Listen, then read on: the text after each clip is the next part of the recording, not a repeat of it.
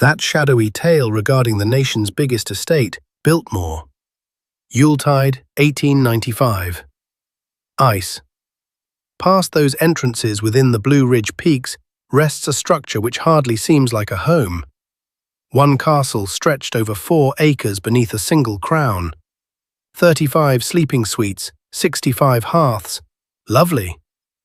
Indeed, yet that remains merely the front. Behind those barriers exist scores of unseen workers, furnace chambers, lengthy halls for the crew, soot and vapor. Those debts stack high, resembling a blizzard. Next levies, that great slump, vacant corridors. To rescue the vision, that kin needs to unlock their secret realm to mobs. A gallery rather than a dwelling, travel rather than peace. Plus there is extra. Woman guidance, brave choices, and a toll one misses on mailers. Can grace render you endless if it gradually consumes your days? And the true query, who truly funded Biltmore? And what sum does this fantasy price now? If you like thorough studies regarding wealthy era design and the clans who raised it, kindly favor, follow, and say to me in the notes which place to view later. Your backing renders these rich tales doable. Grateful for staying here. Let us start. Yuletide Dawn, 1895. Those Blue Ridge hills keep ice like a riddle. That breeze smells of log fumes and fir.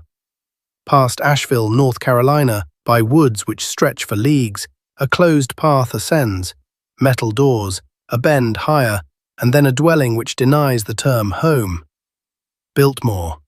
It grows from the slope like a piece of the Loire moved to the States. Chalkstone sides, sharp rock tops, spires and peaks grabbing the cold ray. 4 acres beneath one cover, 35 sleeping rooms, 65 hearths, a feast room whose top reaches nearly 70 feet, a study keeping near 10,000 texts. Under the rock and wood, a wonder of newness for 1895. Power rays everywhere, lifts, main warmth from huge tanks, cooling, blaze alerts, and ring keys fixed within the trim of main suites. Digits show size, yet they do never give the feeling. Rest in the entry room and gaze high. Rock ascends for 3 levels. A rounded arched roof bears cut wood and coloured parts. Smooth stone below.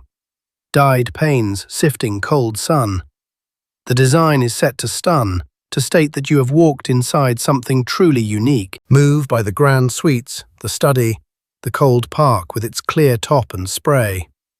The feast room with its 3-part hearth and the different sideshows. Past the grace rests framework. Low in the cellar, tank chambers the scale of tiny plants, fire soot to fuel the warmth rig. The zones work heavy gears. Stock zones keep cloths, plates, glass and metal in strict rank. The galleys are set hardly for a clan, but for a mission. There exist helper rooms and a helper's eating spot. Helper steps, thin and plain, veiled from visitors. Lengthy work halls coloured basic teal and bright by raw lamps. Spin a distinct flow grid via the structure. Crew shift along these veins hidden, thus flames are sparked prior sunrise. Liquid flows warm prior anyone rises, and food shows the second it is sought. Biltmore hires far past 100 folks. Cleaners, porters, chefs, washers, barn crew, planters, woodsmen, pilots, power pros to watch the lines, and motors. Pipemen for the complex inner tubes, yet scarce in the country south. Every role holds a goal. Cut one and the machine fails. The price of holding Biltmore active is vast. Soot arrives via the mass. Goods are bought in heaps or grown on the land. Pay leaves every 7 days. Upkeep never ends. A frame of this scale forever calls for care. Dripping tiles, tiny splits in stucco, a tube that breaks in a chill spell. The warming unit solely asks daily looks and yearly fixes. Yuletide of 1895 is a win. Song sounds in the cold park, Vines and wax lights deck the open suites. Visitors reach via rail, next move via buggy down the curving path. Following sunset, the edifice shines with power rays, a signal versus the peaks. For a few of dates, the wish seems complete. Beneath the party, a hushed strain grows. The home is grand, and it remains also an engine that consumes goods at a rate hard to keep. The grace is true, the toll is true. Jointly they shall rule every pick that ensues. A muted query, present that dawn, and keener with every moving season, starts to shape. How long may this endure? To grasp what arrives later, you must grasp who built this spot and why. Let us return to the start. The guy who dreamed Biltmore was hardly what you could guess. George Washington Vanderbilt II was born in 1862, inside the nation's richest clan. His ancestor, Cornelius Vanderbilt, the Commodore, raised a shipping reign of boats and then tracks. The riches were shocking. By the moment George got his cut, the Vanderbilt title meant might, sway, and cash on a level rare U.S. kin had ever neared. Yet George was distinct from his kin. While elder brothers built castles in Newport and Manhattan, threw shiny bashes, and sought public praise, George vanished into texts. He was quiet, low-voiced, nervous in mobs. He allegedly talked 8 tongues. His loves went to craft, writing, planting, and wood care. He gathered scarce tomes with the fire others kept for fast ponies. He voyaged frequently, mainly to Europe, learning design, seeing grand lands, and noting how structures and earth might act as a lone useful unit. By his mid-20s, he had settled on a thing his brothers did not seek. Not a display for hosting, but a secret haven, a running farm, a spot to scan, muse, guide woods smartly, and dwell softly amid grace and calm. The query was where? In 1888, George saw Asheville, North Carolina with his mom. The city rested in a dip circled by the Blue Ridge peaks. The breeze was chill and pure, a lure for rich Yankees fleeing August warmth. The view was bold. The Southern Line had lately pushed access there, rendering it reachable, lacking rendering it packed. George was hooked. He started getting soil, not a tiny bit for a hot season hut, but thousands of plots. Lots grew, ranches, timbered slopes, worn plains cut or drained by sloppy farming, and next left. In time, the assets passed 125,000 acres, almost 200 square miles, a zone bigger than many foreign states. The scheme took form firmly. George sought a home that joined old-world design habits to current U.S. tech. Huge enough to keep his craft and study, yet useful, a full-time dwelling, not a periodic jewel. He sought the land to fund itself, ranches to make meals, woods ruled on smart rules to give wood lacking waste, a type of what strict care might achieve. The dream was bold. The dream was likewise dear. George grasped that the clan riches wisely placed made steady gain. In 1888, it appeared fair to trust he might pay both building and running tasks. The early fund for the home was noted at nearly $5 million, way past $100 million in current value. And that was merely the start. To move the thought onto the earth, George required skill he did not hold. He required designers, a ground brain, fixers, and bosses, folks who might turn will into rock, timber, liquid, paths, and acting grids. He looked to 2 guys whose titles would turn bound to Biltmore's tale. The first was Richard Morris Hunt, the nation's top planner. Schooled at the École des Beaux-Arts in Paris, the lead U.S. citizen to do such. Hunt drafted castles for Manhattan's best, mixing Gallic rebirth shapes with current building. He grasped size and balance, and how to render a structure feel both old and fresh. When George asked him regarding Biltmore, Hunt was in his 60s at the peak of his art and fame. The other was Frederick Law Olmsted, the ground planner behind Central Park and scores of extra key jobs. Olmsted was 70 when George engaged him. His code was hard.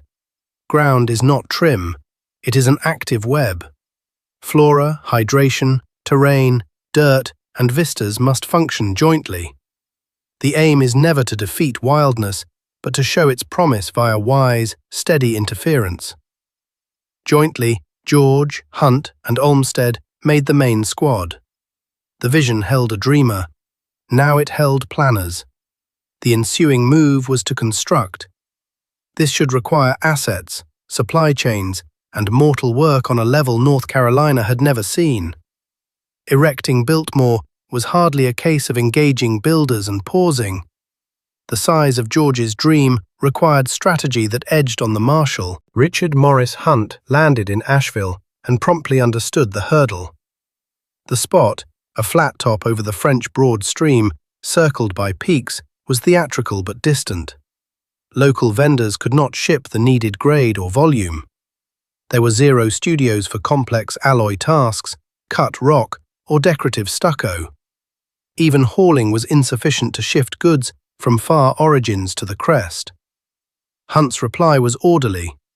He drafted the home in a Gallic castle style, pulling straight from Loire models like Blois and Chenonceau. Dimensions were gauged with heed. The front matched balance with active bulk. Edge spires secured the arrangement. A porte cochere offered covered entry. Within the map led guests from huge civic zones. Foyer room, feast hall, study to increasingly more private kin suites aloft. Grace aided utility.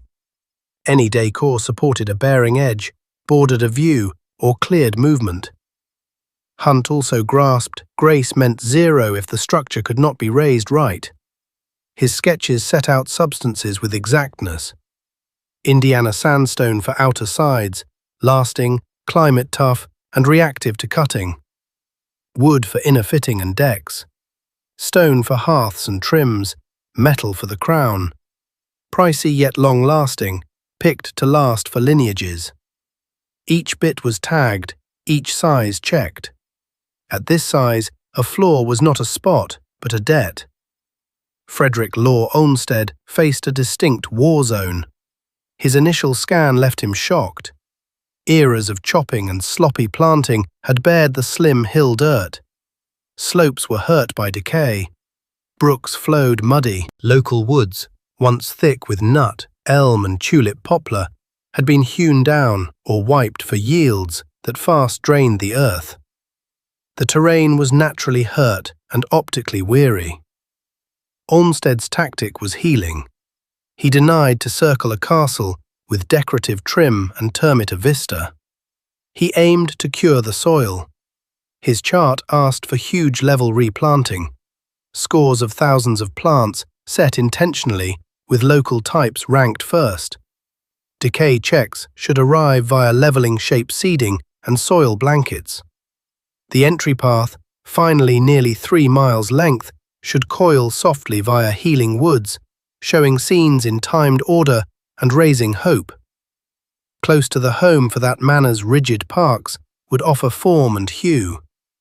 Past them, a ruled active wood should show that grace and yield might pair. The pair grasped that dream needed framework. George okayed the cost. A sole branch of the southern line was pushed direct to the spot. A clay oven on the land baked legions of blocks for inner sides and stacks.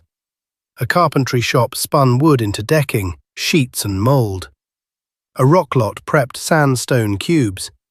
Brief lodging rose for workers. At the job's height, past 1,000 guys toiled on the peak. The labour pool was mixed. Rock cutters from Rome carried old land carving and placing skills. Joiners from Asheville and the nearby peaks, skilled in the zone's tough timbers, formed the insides. Block moulders, coaters, stainers, glassmen, and alloy smiths joined their fields. For many natives, it was firm wage on a task unlike anything the area had viewed, and the rate bore no sloppiness. The supply chain was shocking.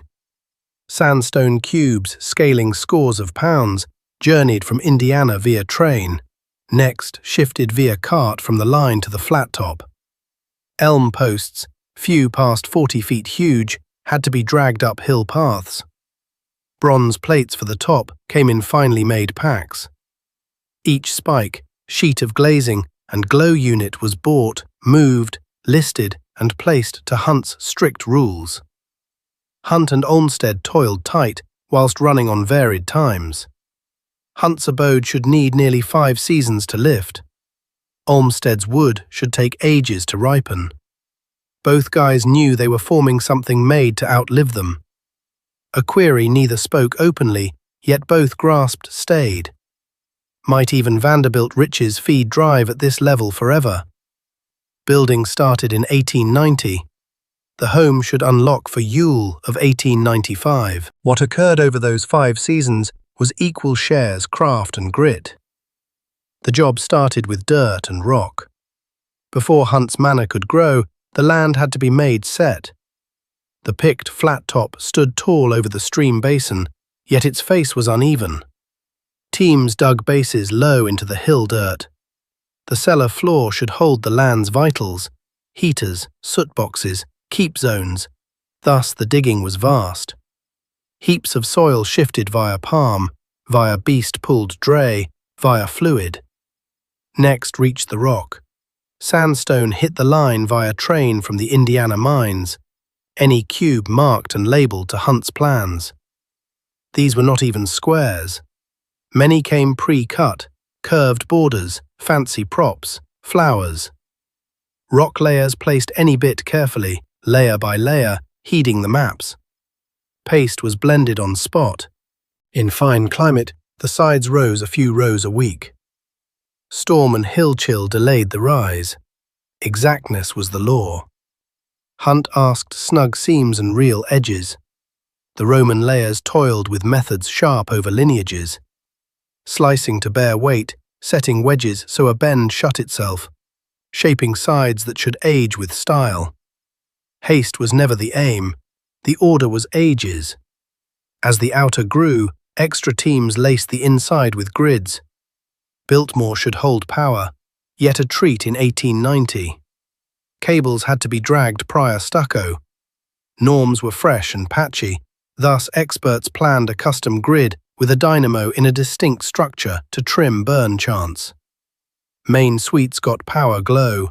Sleeping rooms obtained ring keys. The tech was current. Fitting it within a frame clad like the dark times was a complex riddle. Warming was just as hard. Main warmth, scarce in any dwelling and nearly unknown at this bulk, signified huge tanks in the cellar moving warm liquid via leagues of tube to heaters in any suite.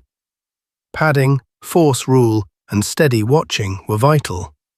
Fuel shipments turned standard. Experts had to be on team year-long. Ease bore a fixed toll. Constant soot, constant care, constant cost. Carpentry added another level of art. Elm, mainly US pale elm, gave might and form. The study solely called for cut sheeting from deck to rafters, a hand-done top, and a hidden coil step to the higher loft. Joiners worked for seasons on that lone suite. The feast hall's 3-part hearth climbed nearly to the beams, joining cut rock and elm. Restrooms got unique fit-outs. Bath zones, many score in some, took slab below and on sides, ceramic units, and warm and chill flowing liquid. The mortal toll is tough to count. The toil was harsh. Rock powder stung chests. Peaks were cruel. Chills bit deep, and labour lagged yet seldom ceased. Guys put in 6 dates a week, 10-hour shifts. Some rested in brief lodging on the land. Rest hiked leagues from Asheville each dawn. Wage books in the Biltmore vaults noted scores of titles. Rock men gained more than basic toilers. Talent forced a bonus. Joiners and coaters took day fees. Ladies manned the land galleys and washrooms, fueling teams and cleaning their garb. For 5 seasons, this was a brief city kept linked by Vanderbilt cash. And next, when the home was set, it ebbed and spread. Near 1894, the hull was snug. The top, bronze plates finely joined, was on, fated to age into that cyan-green tone. Within, coaters shut sides. Stainers placed down layer after layer on mould and tops. Cablemen checked loops. Pipemen force-checked ducts. Slab layers shifted from tub to tub. Furnishings were commissioned from artisans and stores. Artwork was acquired or transferred from George's private holdings. Volumes were unpacked from boxes and arranged on library racks. The deadline was Christmas, 1895. The mansion required readiness for visitors. It succeeded. Yet, even while the final fittings were installed, a different aspect of George's dream was just commencing. A component meant to endure longer than the masonry itself. The woodlands required care. The residence was complete. The wilderness was shattered. During that inaugural holiday, George positioned himself in his study, encircled by approximately 10,000 tomes, gazing upon terrain that disturbed him. Nearby, Olmsted's landscaping flourished. The entrance drive wound through meticulously rehabilitated groves. The structured gardens provided order and hues. However, past that manicured circle, the broader property revealed a grim tale of long-term destruction. The highlands had been logged recklessly. Timber firms extracted prime logs, leaving debris to decay or ignite. Cultivators stripped precipitous hills for maize and tobacco, crops that exhausted the earth in a few years, causing farmers to desert the plots once productivity failed. Runoff carved trenches down the slopes. Following each rain, creeks flowed muddy with sediment. The indigenous woods, formerly abundant with American chestnut, a key variety for fauna and profitable lumber, were fragmented and deteriorating. George desired more than a scenic vista. He envisioned a thriving, yielding wilderness, evidence that research could rehabilitate mistreated terrain while producing consistent revenue. Correctly handled wood might assist in balancing the property's running expenses. To achieve this, he required a novel type of skill. He required a silviculturist. A difficulty existed. In the States, forestry as a career was virtually unknown. Europe, particularly Germany, had implemented scientific woodland administration for ages, featuring academies, skilled experts, and proven techniques. The US possessed lumberjacks and wood magnates. The distinction was essential. Logging depleted and departed. Forestry stewarded for the future. George consulted Olmsted, who suggested a youthful American recently returned from studying abroad, Gifford Pinchot. Pinchot was 26 when employed by George in 1892, prior to the mansion's completion, and he was keen to apply continental strategies to US soil. Pinchot inspected the grounds, observing both a disaster and an opportunity. The catastrophe was the terrain's state. The opportunity was the immense size. Approximately 125,000 acres provided space to test, to adjust old-world practices, and to demonstrate what domestic forestry might evolve into. His method was methodical. First came a full stock-taking. What varieties existed? Where were vigorous groves? Where was spontaneous regrowth occurring? Which zones were most ruined? The assessment lasted months. Teams traversed plot after plot, tagging timber and recording data. Subsequently came operational decisions.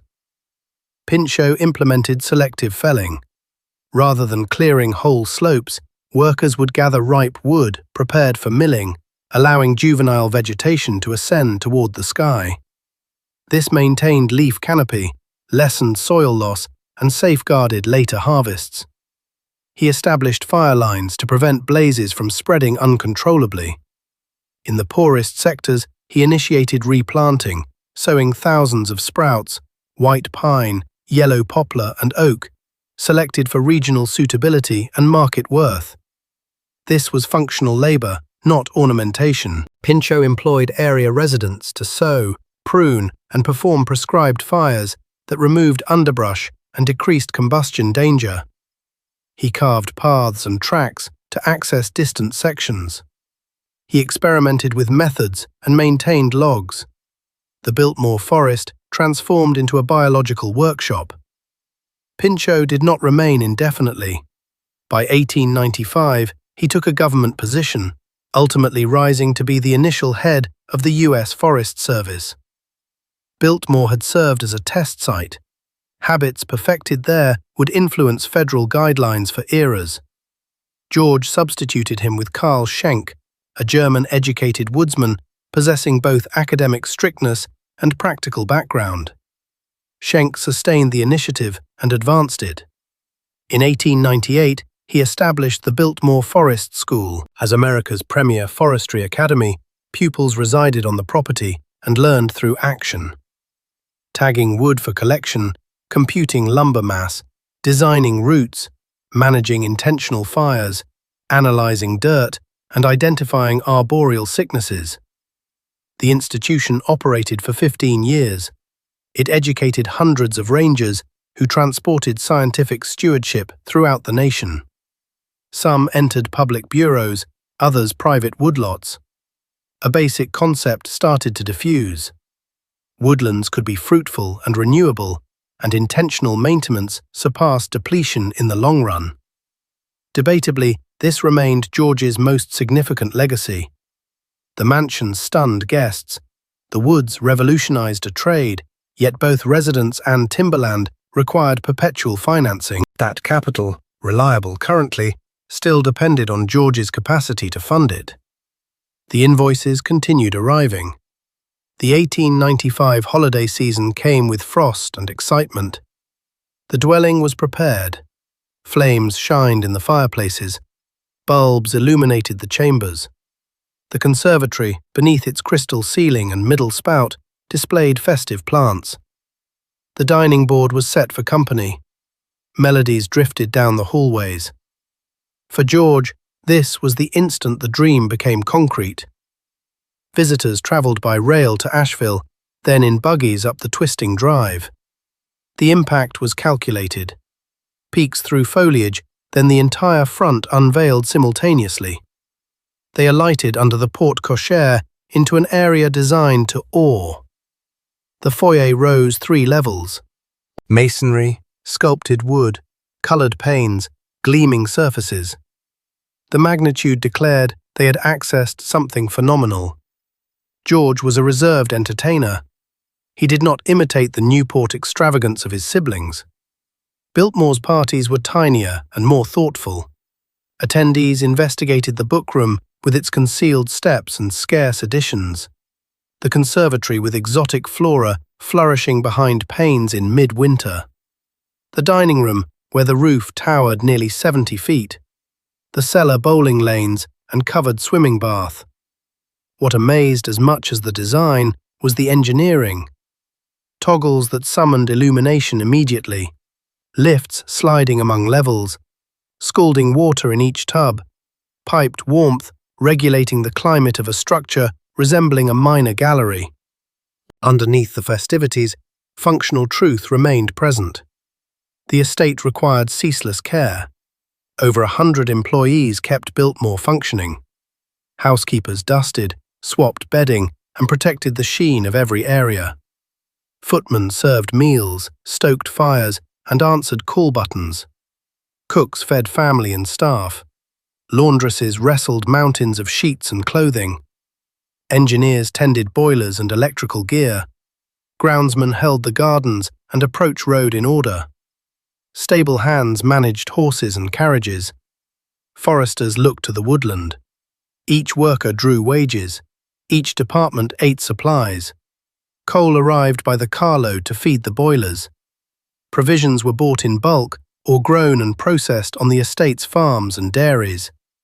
Maintenance never slept. A structure this large always had a slate to reset, plaster to mend, a pipe to replace, a circuit to diagnose. Every fix required skilled hands and materials. The monthly operating costs were substantial. George had expected that. His share of the Vanderbilt fortune yielded income from railroads, real estate, investments, and finance. Without a doubt, the financial expense was massive. The real issue was whether the funds would suffice. George maintained meticulous financial records. Archival account books detail every expenditure: wages, heating fuel, daily provisions, structural maintenance, government levies, and liability coverage. These numbers are exact and intimidating. The property's yielding divisions were intended to bear a portion of this burden. The creamery produced essential dairy goods like fresh milk, butter, and cheese. Cultivated plots and greenhouses delivered produce constantly throughout the year. Fruit groves offered seasonal harvests. The vast woodlands, managed by Schenck and his pupils, started yielding lumber profits. Such income sources were important, yet they failed to match the immense expense of running the mansion proper. George trusted he could maintain financial equilibrium. He possessed both wealth and determination. He cherished Biltmore, the quiet of his study, the alpine vistas, the evidence that empirical silviculture might rehabilitate the earth. It represented a sanctuary, a calling, and a heritage simultaneously. Still, the financial strain was undeniable. Every 30 days introduced new invoices. Every month, capital was transferred to settle them. The residence was breathtaking.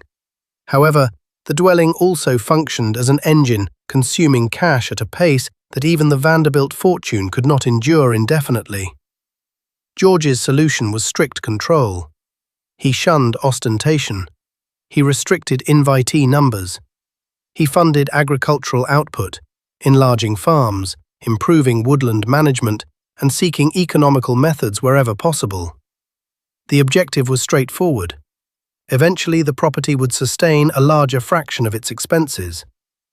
For roughly 10 years, this equilibrium remained intact. The mansion operated smoothly. The timberlands flourished. The settlement outside the entrance, Biltmore Village, established to accommodate employees and offer amenities, evolved into an orderly township featuring a sanctuary, an academy, retail stores, and dwellings. Compensation was equitable compared to modern benchmarks, accommodations were respectable, and oversight was patriarchal, yet remarkably progressive for that epoch. The domain appeared secure, the vision seemed viable. Subsequently, circumstances outside George's influence initiated a shift in these financial realities. The decades following that initial holiday season established a routine. George never intended for Biltmore to serve merely as decoration.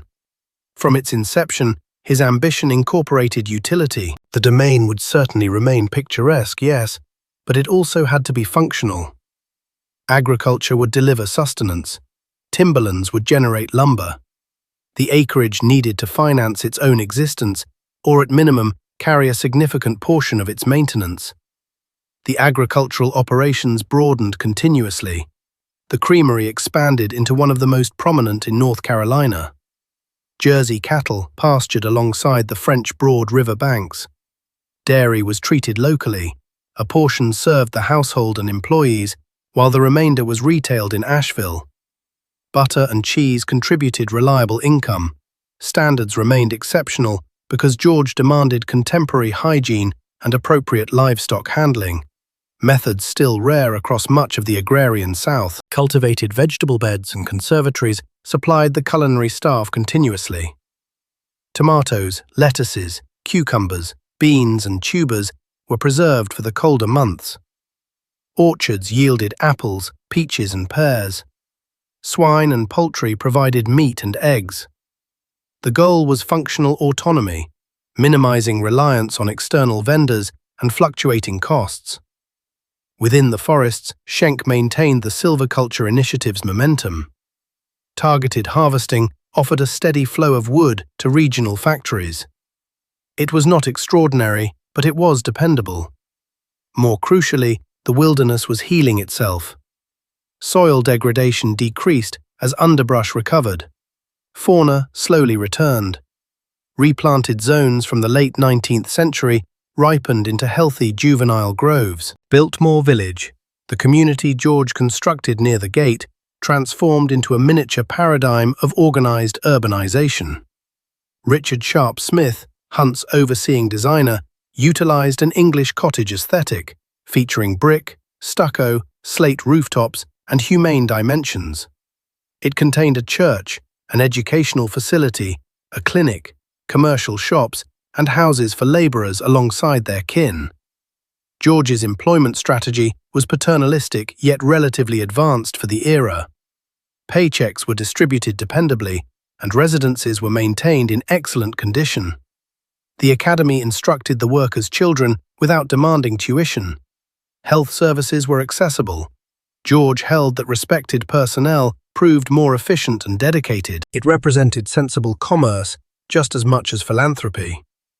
The consequence was a populace whose quality of life exceeded numerous southern textile communities and mining camps. Interpersonal gatherings at Biltmore remained deliberately subdued. George wed Edith Stuyvesant Dresser in 1898, and she echoed his inclination toward tranquility rather than pageantry. They hosted carefully, intimate suppers, weekend visitors, and the infrequent musical performance within the conservatory. There was nothing resembling the elaborate masquerades in Newport, where ensembles performed until sunrise. This moderation stemmed partially from personality. George genuinely favored literature over multitudes, and partially from mathematics. Every lavish dance exhausted thousands of dollars. Each massive house party necessitated additional servants, supplemental provisions, and extra coal. Running costs were already substantial. Superfluous exhibitions merely degraded the financial equation. Daily activities operated like a well-rehearsed choreography. Personnel labored in rotations, ensuring hearths were fed, servant bells addressed, and banquets readied around the clock. An estate director organized timetables and protocols. Edith managed domestic affairs alongside the head housekeeper. Textiles, ceramics, bills of fare, and visitor chambers.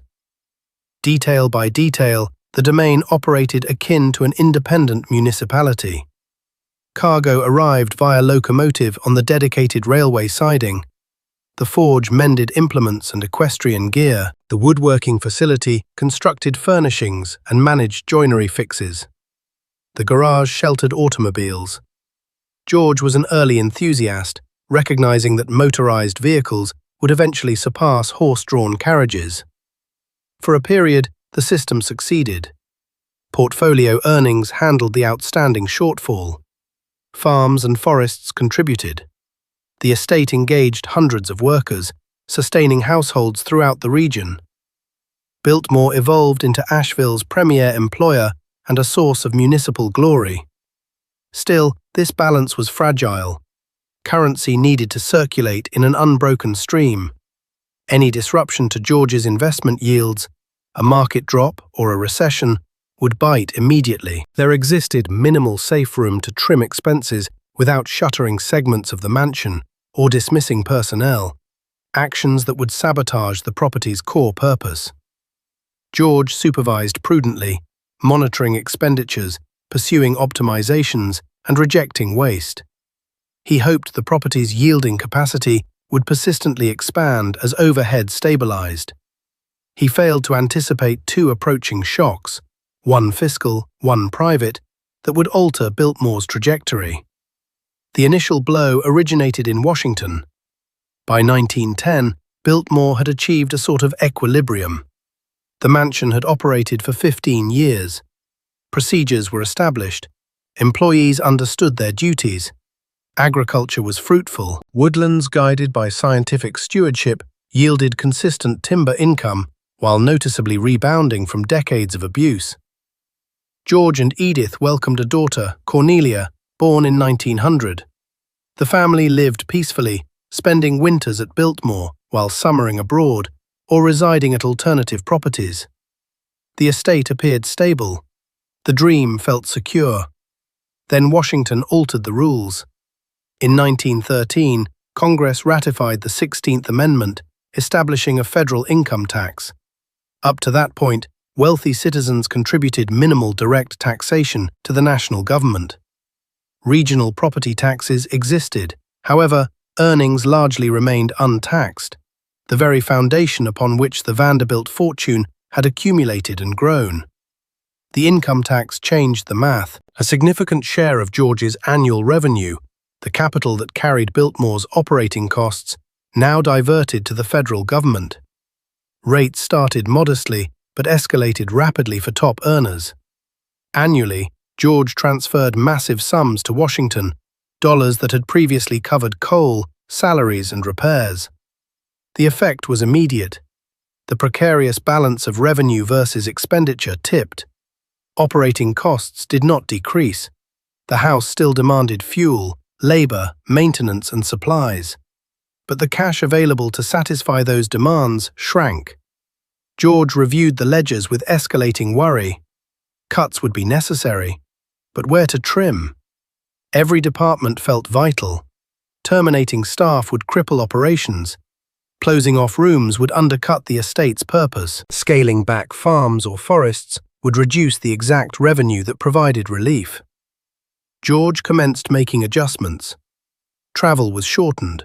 Fresh purchases were delayed. Non-critical maintenance was suspended. Empty positions were not always refilled. The changes were gradual and cautious, intended to preserve essential functions while slowing cash outflow. He believed he could navigate the crisis. The tax was permanent, but the domain could adapt. Productivity might climb, expenses could be shaved. Given time, a fresh equilibrium might emerge. Time ran out. In March of 1914, George traveled to Washington, D.C. for medical consultations. He had been battling health issues, specifically complications from appendicitis.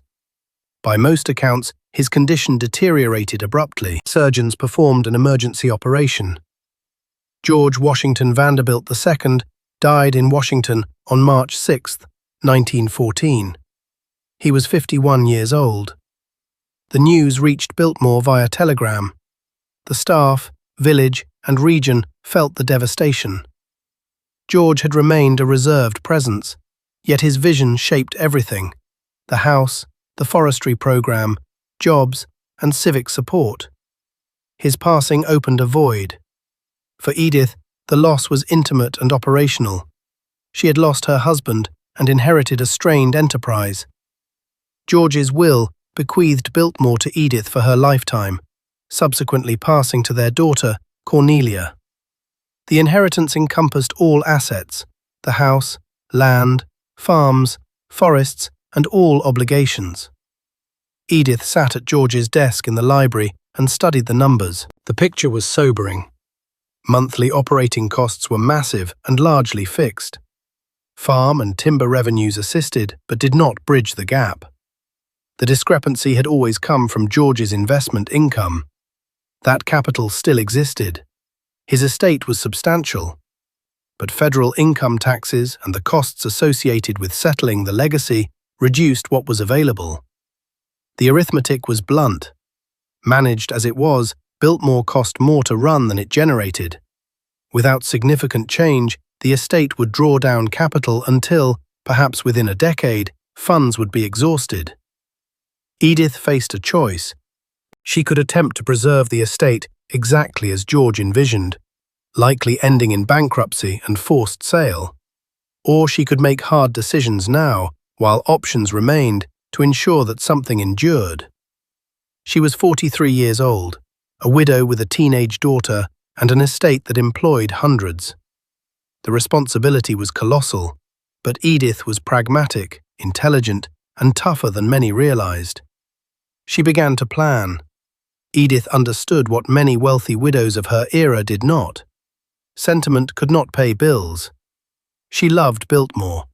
George had built it as his life's work, and she had helped make it a home.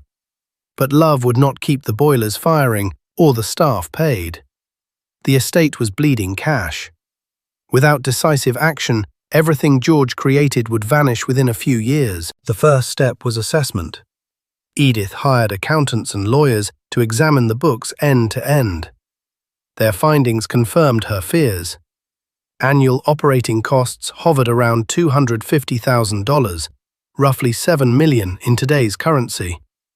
Revenue from farms, the dairy, and timber covered perhaps 1/3. The remainder depended on investment income already diminished by federal taxes and by the costs of settling George's estate. The arithmetic was unforgiving. At the current pace, capital would be spent within a decade, sooner if major repairs or a downturn struck. Once funds were gone, creditors and tax collectors would intervene. The estate could be seized and auctioned. Edith weighed her options. She could liquidate everything at once, live comfortably elsewhere, and close the chapter. Many advisors urged exactly that. She refused. Biltmore was more than memory. It sustained hundreds of families in a region with limited opportunity. The house itself was irreplaceable, a pinnacle of Gilded Age architecture, filled with museum-grade art and furnishings. So she split the problem. The house and its immediate grounds were the irreplaceable core, the part of George's vision worth saving. The vast forest holdings, while important, were negotiable. In 1915, Edith opened talks with the federal government. The United States Forest Service, newly established and temporarily led by George's former forester, Gifford Pinchot, was seeking large tracts for national forests. The land George had assembled and managed scientifically was exactly what the government wanted. Contiguous acreage with proven potential for sustainable management. The process took time. Surveyors had to mark lines. Boundaries required verification. Appraisers set values. Lawyers on both sides worked through terms. Congressional appropriations and politics added complexity. The sale closed in 1916. Approximately 86,700 acres, nearly 2/3 of the original estate, transferred to federal ownership. Washington offered a reasonable sum, although it fell short of George's total expenditure on acquisition and upgrades. This deal established the foundation for Pisgah National Forest, christened after Mount Pisgah, the summit dominating the horizon from Biltmore's balconies. For Edith, this divestment met her primary goal. It produced funds to settle liabilities and create a financial buffer for the rest. It also guaranteed that George's silviculture trials, the initiative launched by Pinchot and furthered by Carl Schenck, would endure under national stewardship. The Biltmore Forest School ceased operations. Schenck returned to Germany, yet the woodlands remained shielded and cultivated according to the doctrines George had championed. Edith kept approximately 8,000 acres surrounding the residence and hamlet. Still vast, yet controllable. She could focus assets on the heart of the property without the overwhelming burden of overseeing leagues of wilderness. Next came reduction in operations. Staff numbers dropped slowly through natural departures and specific dismissals. Edith attempted to mitigate the pain. She offered severance pay when feasible, letters of recommendation, and assistance in locating new employment. Divisions were merged. The domestic team decreased from over 100 to around 60. Still substantial but viable. Repairs were prioritized. Critical infrastructure, warming, power, water systems, took precedence. Aesthetic improvements were delayed. Unoccupied sections were sealed. Air ducts were closed to conserve fuel. The ornamental landscapes were streamlined to lower labor and supplies. Edith slashed her personal expenses drastically. The guest register shrank. Socializing became infrequent. Trips were nearly eliminated. She concentrated on Cornelia's schooling and keeping the enterprise liquid. Her approach was tranquil and pragmatic. She maintained precise journals, audited the books monthly, and questioned every cost. Bringing Biltmore back to George's total dream was no longer possible. The objective was streamlined survival, a tighter ship that could exist within its budget. Throughout the 1920s, this tactic succeeded. The property found its footing, invoices were cleared, employees got paid, and the structure was preserved, if not luxuriously. Cornelia matured, wed, and started her own family. Then arrived 1929. The stock market plummeted. The Great Depression began, and Edith faced her subsequent emergency. The collapse hit in October 1929. Equity prices crashed. Financial institutions folded. Commerce ceased. Joblessness skyrocketed. An economic system that appeared robust and constant during the Roaring Twenties exposed its brittleness. Wealth vanished. Even families with varied portfolios saw their assets shrink. Biltmore was not exempt. The securities that supported the domain's running cash depreciated. Payouts decreased or halted. The liquidity Edith depended on for salaries, heating, inventory, and fixes became shaky. Simultaneously, the downturn devastated Asheville and the Highland districts. Sightseeing, which had expanded during the automotive age as Americans took car trips into the Blue Ridge, disappeared nearly instantly. Holidays were an extravagance nobody could manage. Inns remained vacant. Eateries shut down. Retailers struggled to exist. Local unemployment climbed beyond 20%. Edith stared at a bleak balance sheet. Earnings had dropped. Outlays, while much lower than in George's time, stayed heavy. The agriculture and timber yielded income, but nowhere near enough to bridge the deficit. Deeper reductions were an option. Fire more workers, darken additional halls, delay everything except critical repairs. However, there was a limit below which the mansion itself would start to crumble. Masonry requires perpetual attention. Ignoring it invites moisture. Dampness causes decay. Plaster detaches. Minor issues turn into structural failures. A few years of underfunding could necessitate decades and a fortune to rectify. Edith contemplated divestment. Agents suggested parceling the terrain for construction, but who would purchase during a slump? And even if lots sold, the chateau would likely be condemned. Too immense, too expensive to operate, illogical for any purpose other than George's design. Then an individual, the exact origin is vague in existing records, proposed a drastic measure. Welcome paying tourists to Biltmore. For a woman of Edith's station and era, the notion verged on impropriety. Seclusion was a dogma. The idea of strangers filing past your rooms, studying your possessions, felt unthinkable. Edith was realistic. She had already offloaded 2/3 of George's hills. She had reduced personnel, locked up wings, and simplified procedures.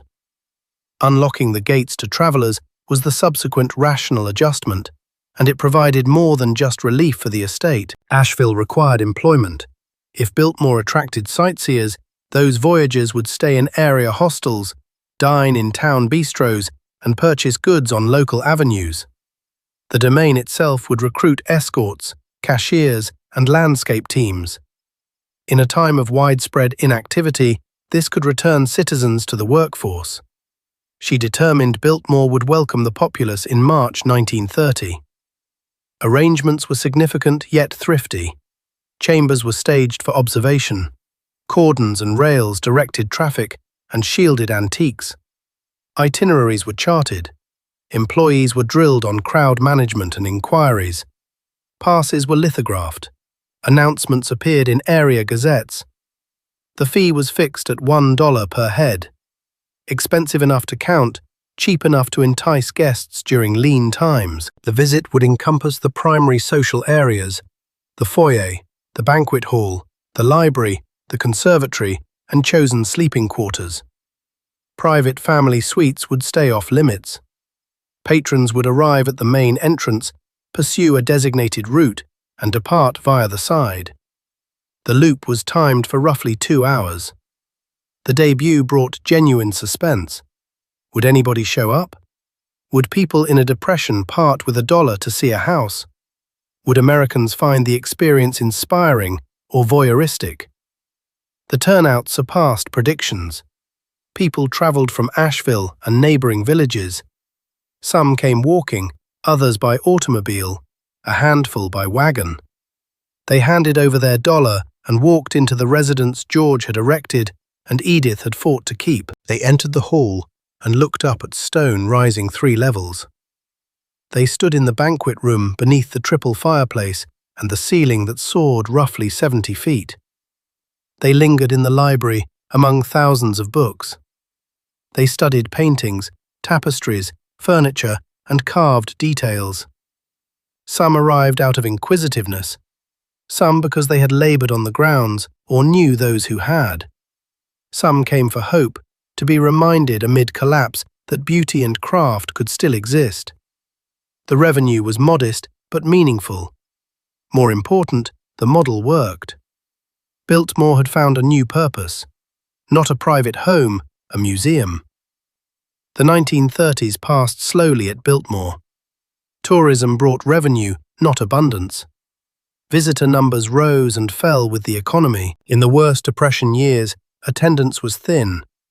As the late 30s improved, more people came. The estate stabilized without prospering. Edith balanced maintenance against ticket income, aware that a single bad season could trigger a crisis. Then came December of 1941. Pearl Harbor. The United States entered the Second World War. Tourism halted almost at once. Gasoline was rationed. Rubber was scarce.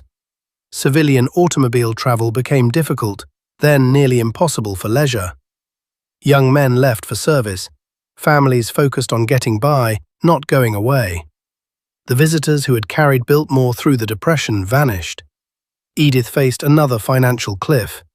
This time, an unexpected option appeared. The National Gallery of Art in Washington, D.C. had a problem. Its collection, paintings, sculpture, and historic documents of immense cultural and monetary value, needed protection. With the nation at war and fears of bombing or sabotage in the capital, the gallery sought a secure site, far from Washington, to house its most important works. The requirements were exacting. The location needed to be inland, away from coastal threats. It required controllable climate, stable temperature, and humidity for fragile art. It needed security, isolation, and restricted access. And it needed space, large rooms to hold hundreds of crated pieces. Biltmore met every condition. The house sat in the mountains, far from ports and primary targets. Rooms were vast with high ceilings. The structure was stone and largely fireproof. Mountain air was cool. George's heating system, installed half a century earlier, could regulate interior climate. The estate was private, gated, and reachable by limited roads that were easy to monitor. Negotiations proceeded quietly. In 1942, the first shipments arrived. Trucks rolled in at night, bearing wooden crates, stenciled only with numbers. Guards accompanied them. Crates entered through service doors and were carried to secure rooms, chiefly the first-floor music room and several large upstairs bedrooms with minimal windows, stable temperatures, and ample floor area for safe stacking. The contents were extraordinary, though few at Biltmore knew specifics. The crates reportedly held works by Rembrandt, Raphael, Vermeer, and Gilbert Stuart, including Stuart's iconic portrait of George Washington, the image on the $1 bill. Paintings worth, in the aggregate, millions of dollars sat in darkened rooms while war burned overseas. Security was discreet. Armed guards patrolled, dressed in civilian clothes to avoid attention. Staff understood that something important was stored and were told not to discuss it. Edith herself rarely entered the storage rooms. Representatives from the gallery visited periodically to verify temperature and humidity and to inspect conditions. The arrangement continued through 1942, 1943, and into 1944. A house built for beauty and entertaining now served as a vault. The Winter Garden fountain still whispered. Lights still glowed in the library. But the halls were quieter than they had been in decades. Few visitors, minimal activity, guards on rounds, and crates holding a portion of America's artistic inheritance. For Edith, the arrangement carried several benefits. The government paid rent, not a fortune, but reliable income while tourism had ceased. Federal guards effectively secured the entire estate at no cost to her. Most of all, the partnership affirmed Biltmore's significance. The house was not merely a relic of Gilded Age excess. It was a national resource trusted to protect culture in crisis.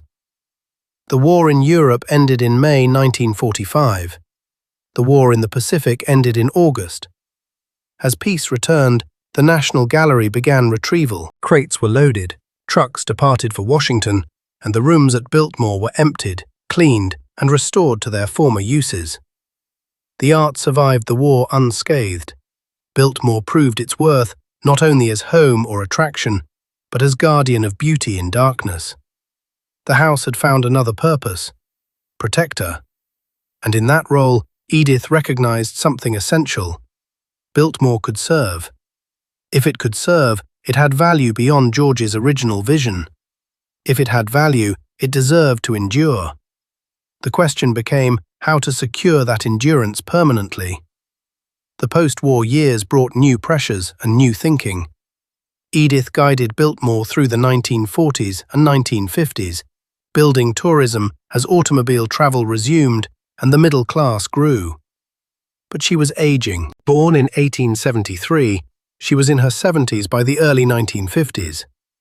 The question of Biltmore's long future could no longer be deferred. Her daughter Cornelia had married and divorced and spent long stretches away from the estate. The next line, Cornelia's sons, George and William Cecil, would inherit responsibility, and with it, the decision of what Biltmore should become. There was no obvious path. The house was vast, costly, and increasingly complex to maintain.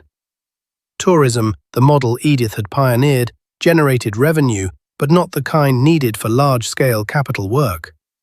The estate existed in a precarious balance, solvent yet brittle, one major failure away from crisis.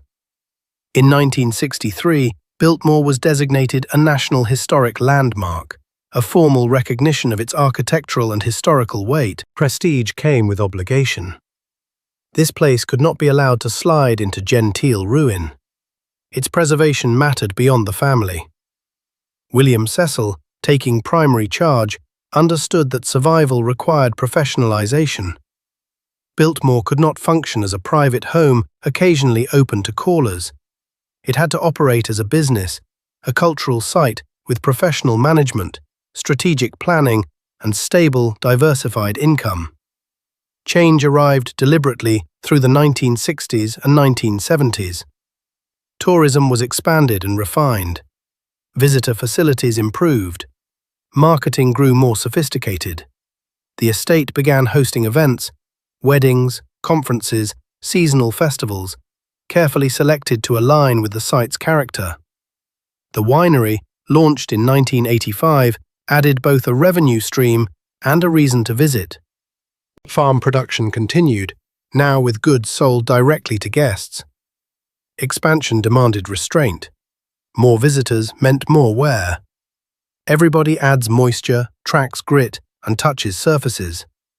The task was to maximize income while minimizing harm.